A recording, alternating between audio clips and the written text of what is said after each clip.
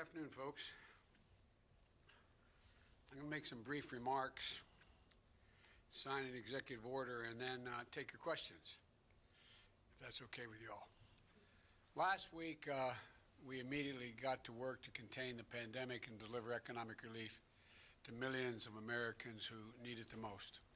And today, we're getting to work to rebuild the backbone of America, manufacturing, unions, the middle class. It's based on a simple premise that will reward work, not wealth in this country. And the key plank of ensuring the future will be made in America. I've long said that I don't accept the defeatist view that the forces of automation and globalization can keep union jobs from growing here in America. We can create more of them, not fewer of them. I don't buy for 1 second that the vitality of American manufacturing is a thing of the past. American manufacturing was the arsenal of democracy in World War II, and it must be part of the engine of American prosperity now. That means we're going to use taxpayers' money to rebuild America. We'll buy American products and support American jobs, union jobs. For example, the federal government every year spends approximately $600 billion in government procurement to keep the country going, safe and secure. And there's a law that's been in the books for almost a century now to make sure that that money, when spent, taxpayers' dollars for procurement, is spent to support American jobs and American businesses. But the previous administration didn't take it seriously enough. Federal agencies waived the Buy American requirement without much pushback at all. Big corporations and special interests have long fought for loopholes to redirect American taxpayers' dollars to foreign companies for the products that are being made. The result, tens of billions of American taxpayers' dollars supporting foreign jobs and foreign industries. In 2018 alone, the department spent $3 billion, the Defense Department, on foreign construction contracts, leaving American steel and iron out in the cold. It spent nearly $300 million in foreign engines and on vehicles instead of buying American vehicles and engines from American companies, putting Americans to work. Under the previous administration, the federal government contract awarded directly to foreign companies went up 30%. That is going to change on our watch. Today, I'm taking the first steps in my larger Build Back Better recovery plan that invests in American workers, unions, and businesses up and down the supply chain. And I know that previous presidents entered office by promising to buy America and instituting the Buy American policy. But here's why this is different and not the same. I'll be signing an executive order in just a moment, tightening the existing Buy American policies and go further. We're setting clear directives and clear explanations. We're going to go to the core issue with a centralized, coordinated effort. Look, today, I'm creating a director of Made in America at the White House Office of Management and Budget, who will oversee our All of Government Made in America initiative. That starts with stopping federal agencies from waiving Buy American requirements with impunity, as has been going on. If an agency wants to issue a waiver to say we're not going to buy an American product as part of this project, we're going to buy a foreign product, they have to come to the White House and explain it to us. We're going to require that waivers be publicly posted. That is, someone seeking a waiver to build this particular vehicle or facility, and it's going to buy the following foreign parts. That waiver, the request for it's going to be posted. Then we'll work with small American manufacturers and businesses to give them a shot to raise their hand and say, yeah, I can do that here in my shop, in my town. It's about, as I've heard me say before, I used to have a friend who was a great athlete who said, you got to know how to know. These small businesses don't even know they can compete for making the product that is attempting to be waived and being able to be bought abroad. And I'm directing the Office of Management and Budget to review waivers to make sure they are only used in very limited circumstances. For example, when there's an overwhelming national security, humanitarian, or emergency need here in America. This hasn't happened before. It will happen now. Here's what else we're going to be doing. Under the Build Back Better Recovery Plan, we'll invest hundreds of billions of dollars in buying American products and materials to modernize our infrastructure, and our competitive strength will increase in a competitive world. That means millions of good-paying jobs using American-made steel and technology to rebuild our roads, our bridges, our ports, and to make them more climate resilient, as well as make them able to move faster and cheaper and cleaner to transport American-made goods across the country and around the world, making us more competitive. It also means replenishing our stockpiles to enhance our national security. As this pandemic has made clear, we can never again be in a position where we have to rely on a foreign country that doesn't share our interest in order to protect our people during a national emergency. We need to make our own protective equipment, essential products and supplies. And we'll work with our allies to make sure they have resilient supply chains as well. We'll also make historic investments in research and development, hundreds of billions of dollars, to sharpen America's innovative edge in markets where global leadership is up for grabs. Markets like battery technology, artificial intelligence, biotechnology, clean energy.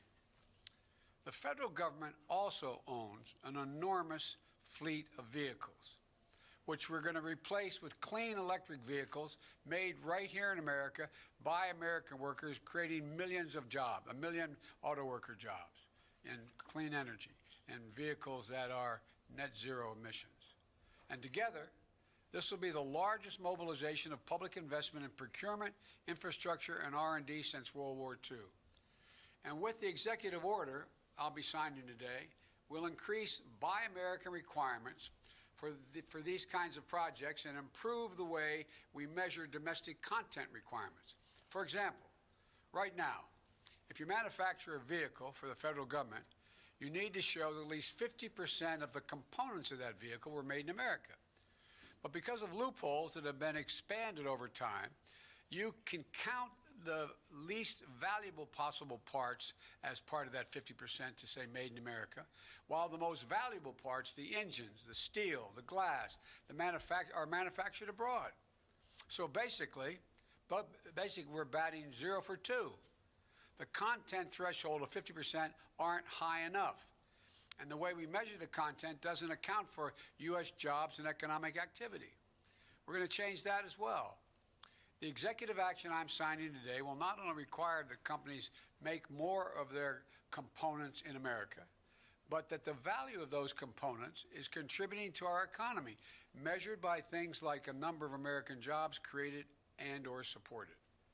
At the same time, we'll be committed to working with our trading partners to modernize international trade rules, including those relating to government procurement, to make sure we can all use our taxpayer dollars to spur investment that promotes growth and resilient supply chains. And here's what else the action does. When we buy America, we'll buy from all of America. That includes communities that have historically been left out of government procurement.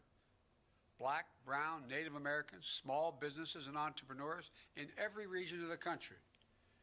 We will use a national network of manufacturers called the Manufacturing Extension Partnership that's in all 50 states and Puerto Rico to help government agencies connect with new domestic suppliers across the country. This is a critical piece of building our economy back better and including everyone in the deal this time, especially small businesses that are badly hurting in this economy. The executive action I'm taking also reiterates my strong support for the Jones Act and American vessels, and our ports, especially those important for America's clean energy future and the development of offshore renewable energy. I'll close with this. The reason we need to do this is America can't sit on the sidelines in the race for the future. Our competitors aren't waiting. To ensure the future is made in America, we need to win not just the jobs of today, but the jobs and industries of tomorrow. And we know that the middle class built this country, and we also know unions built the middle class. So let's invest in them once again. I know we're ready, despite all we're facing. I've never been more optimistic about the future of America than I am today. Given even just half a chance, the American people, the American workers, has never, ever let the country down. Imagine if we give them a full chance. That's what we're going to do. I'll stop here and sign the executive order, then come back and take some of your questions.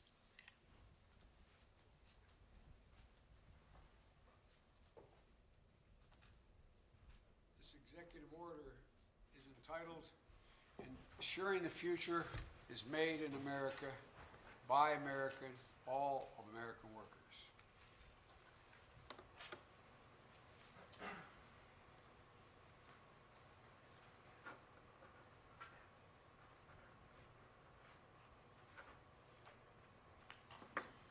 There you go. Now I'll be happy to take your questions. Great. From the AP.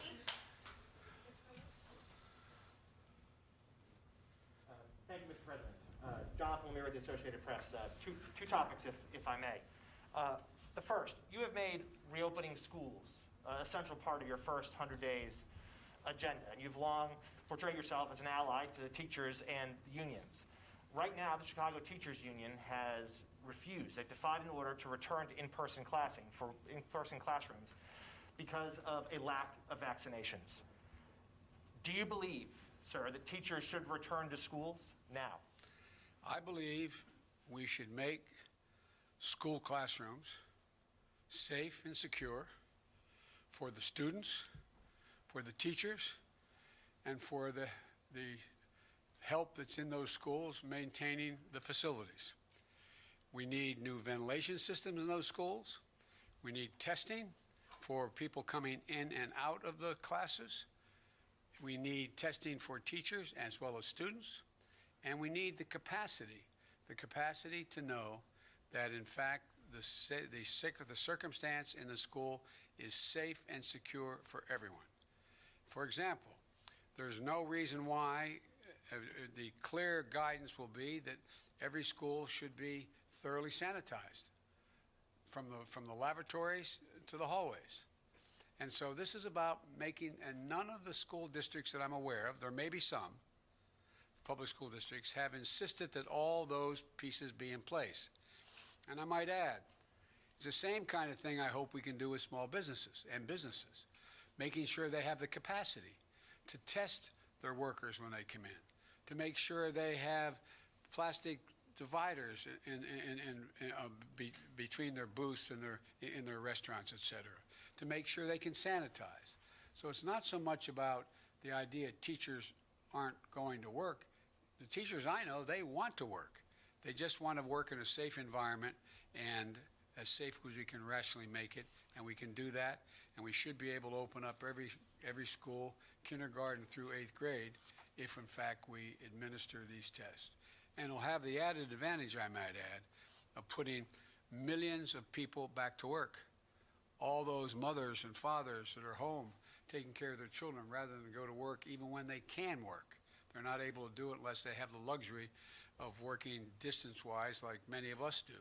They're not able to do it. And so this is about generating economic growth overall as well. Great. Alex from Reuters.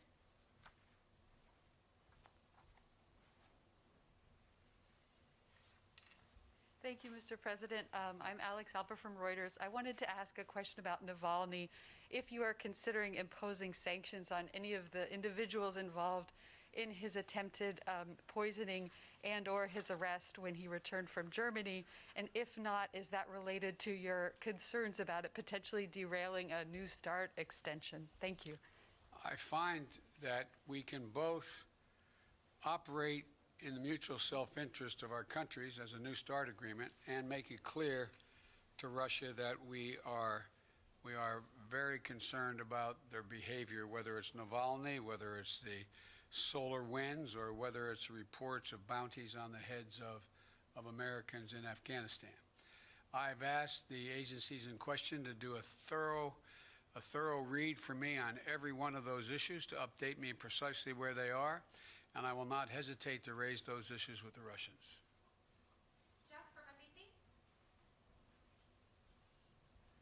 President Biden, question about your COVID relief deal. On Friday, you said the nation is in a national emergency. We should act like it. Given that, given the scale and the severity of the need, how long are you willing to get sufficient Republican support before you would greenlight Democrat attempts to use reconciliation, for instance, to pass that bill? Well, look, the decision on reconciliation will be one made by the leaders of the House and the Senate. But here's the deal.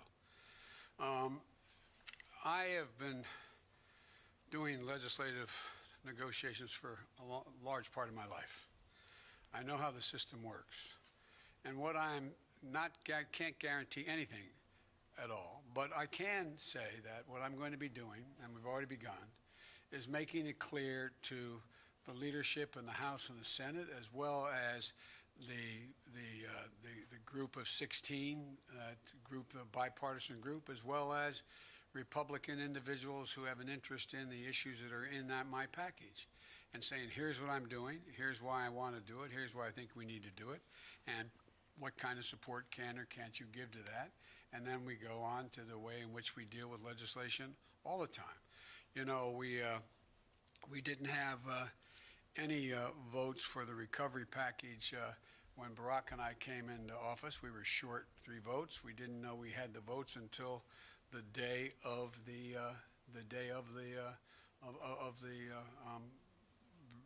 bringing it up.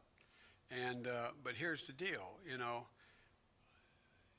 it's interesting, and I know you ask a lot of these questions, you know the answers, but you have to help educate the public as well. I'm not suggesting you don't know what I'm about to say.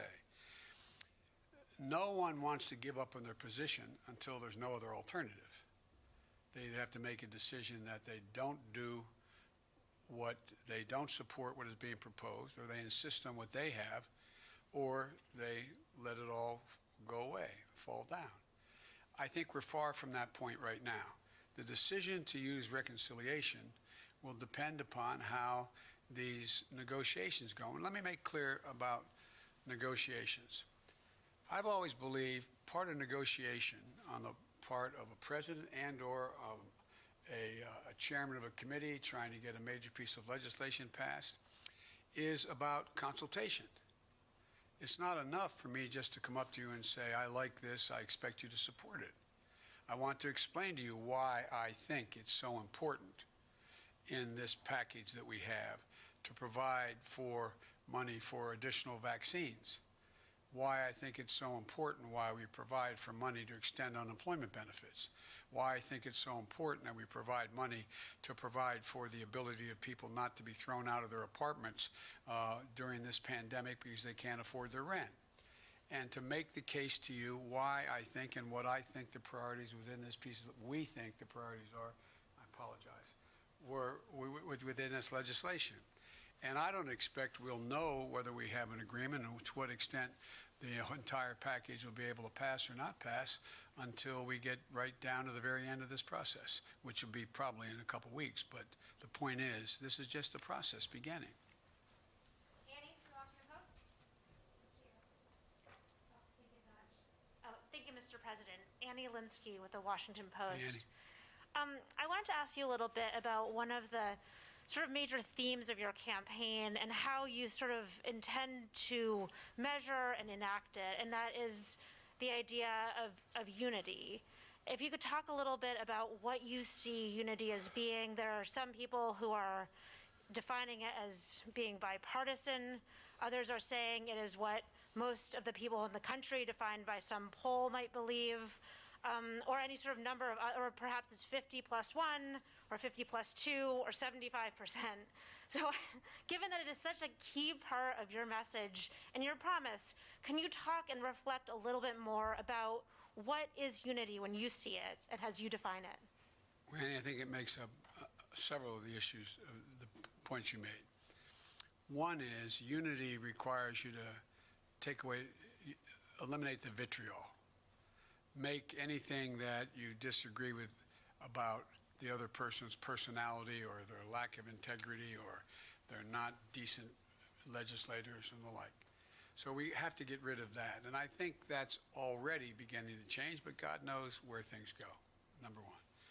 Unity also is trying to reflect what the majority of the American people Democrat, Republican, Independent, think is within the fulcrum of what needs to be done to make their lives and the lives of Americans better.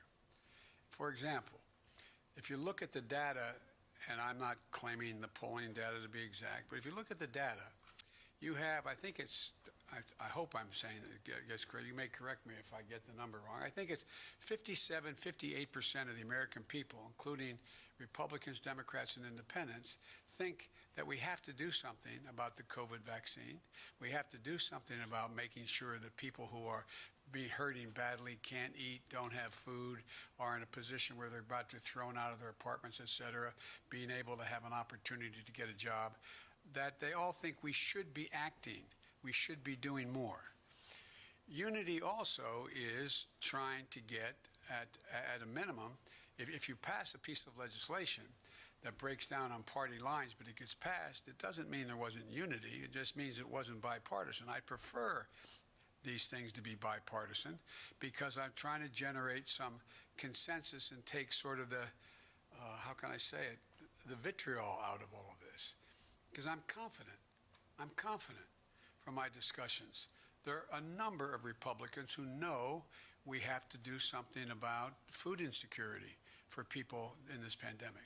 I'm confident they know we have to do something about figuring out how to get children back in school. And there's easy ways to deal with this. One, if you're anti-union, you can say it's all because of teachers. If you want to make a case, though, that it's complicated, you say, well, what do you have to do to make it safe to get in those schools? Now, we're going to have arguments. For example, I propose that because it was bipartisan, I thought it would increase the prospects of passage, the additional $1,400 in direct cash payment to folks. Well, there's legitimate reason for people to say, do you have the lines drawn the exact right way? Should it go to anybody making over X number of dollars or why? I'm open to negotiate those things. That's all. I picked it because I thought it was rational, reasonable, and it had overwhelming bipartisan support in the House when it passed. But this is all a bit of a moving target in terms of the precision with which this goes. You're asking about unity, 51 votes, bipartisan, et cetera. The other piece of this is that the one thing that gives me hope that we're not only going to sort of stay away from the ad hominem attacks on one another is that there is an overwhelming consensus among the major economists at home and in the world that the way to avoid a deeper recession moving in the direction of losing our competitive capacity is to spend money now.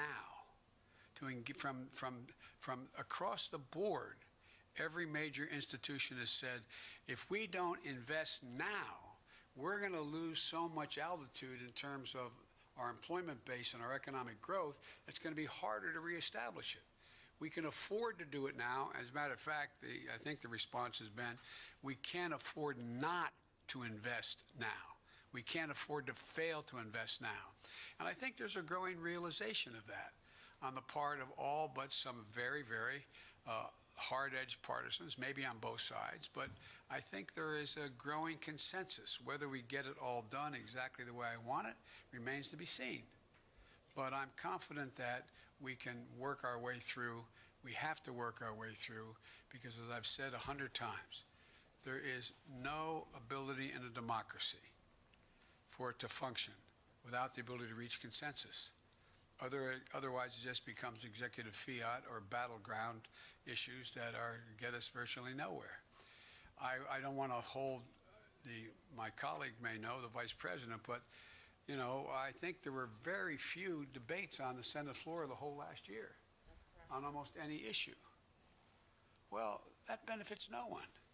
Doesn't inform anybody, doesn't allow the public to make judgments about who they think is right or wrong. So I am optimistic that it may take some time, but over the year, the way if we treat each other with respect, and we're going to argue like hell. I'm confident of that, believe me, I know that. I've been there. But I think we can do it in a way that we can get things done for the American people. Great. Last question, Josh from Bloomberg.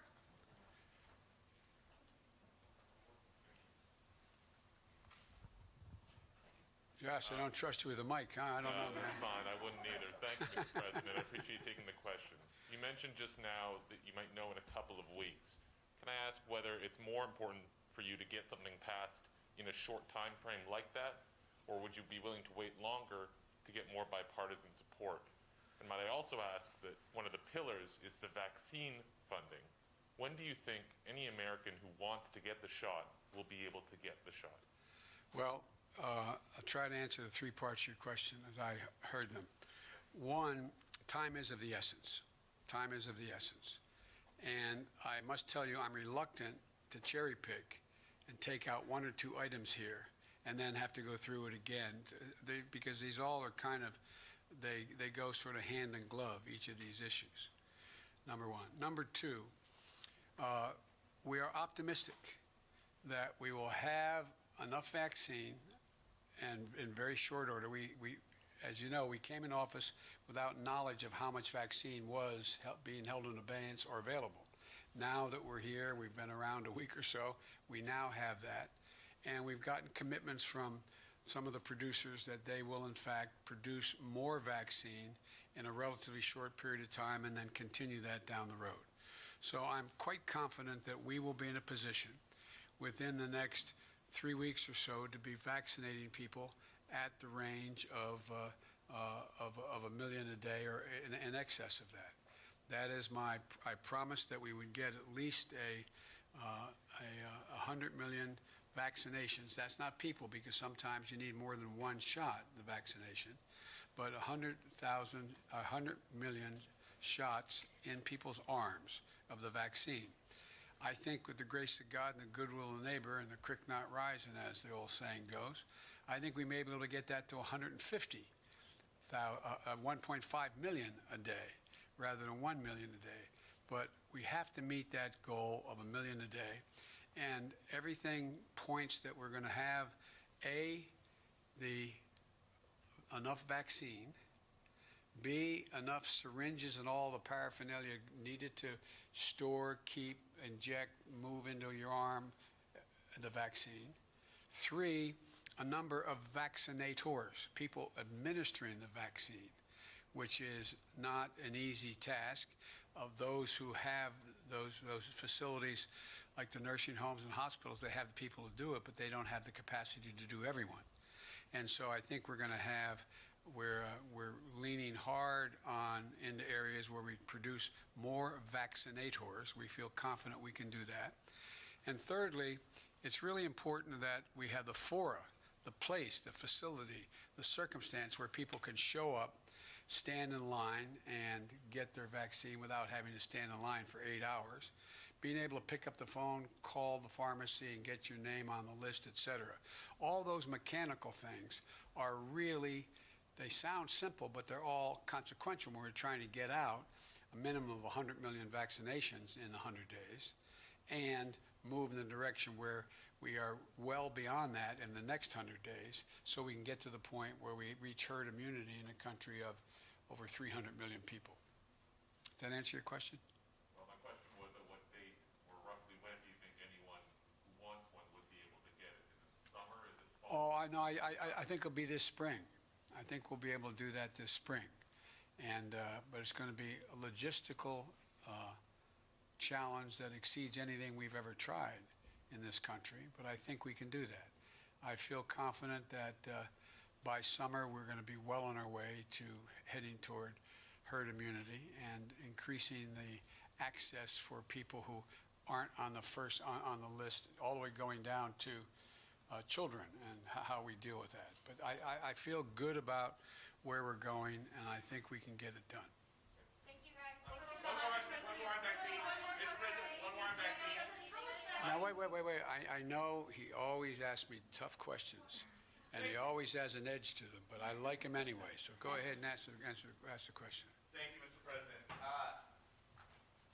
So you just said that you think within 3 weeks or so we'll be at the point where there are 1 million vaccines per day, but it seems like... No, I think we'll get there before that. I said, I misspoke. I hope we'll be able to increase as we go on till we get to the 1.5 million a day. That's my hope. And then the follow-up to that would be, now that you're president and you're saying there's nothing we can do to change the trajectory of the pandemic in the next several months, what happened to 2 months ago when you were talking declaratively about I am going to shut down the virus? Well, I'm going to shut down the virus, but I never said I'd do it in 2 months. I said it took a long time to get here. It's going to take a long time to beat it. And so we have millions of people out there who have the virus. We're just, for the first day, I think, correct me if I'm wrong, I've been doing other things this morning, speaking with foreign leaders, but one of the things I think this is one of the first days that the number has actually come down, the number of deaths and the number on a daily basis and the number of hospitalizations, et cetera. It's going to take time. It's going to take a heck of a lot of time. And we still have, as Dr. Fauci constantly points out, it's one thing when we have mass, how can I say it politely, mass disregard of the warnings about not wearing masks and wearing masks and social distancing and failure to social distance and people getting together on holidays in ways that weren't recommended, et cetera. We see, first thing that happens is we see the number of infections go up. Then you see the hospitalizations go up. Then you see the deaths go up. And so we're in this for a while. I mean, what are we now? About 410,000 deaths? And there's going to be more. The prediction, as I said from the very beginning of getting here, after being sworn in, was the predictions were we're going to see somewhere between a total of 600,000 and 660,000 deaths before we begin to turn the corner in a major way.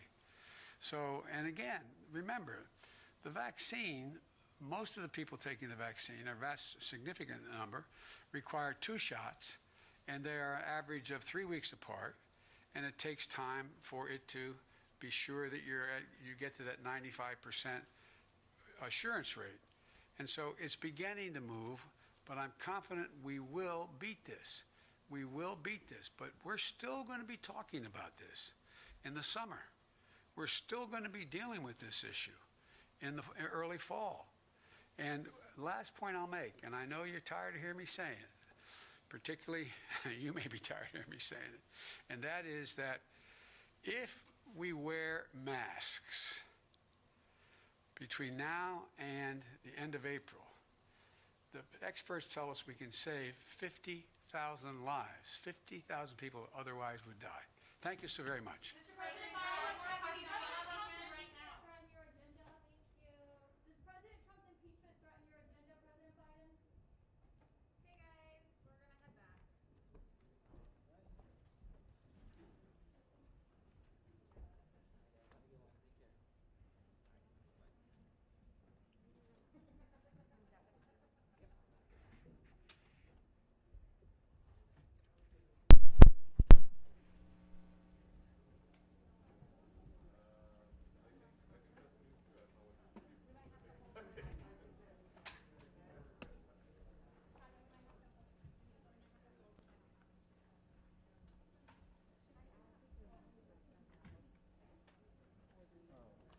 Okay, guys, we're going to head back. Somebody will, there'll be somebody who will hang out.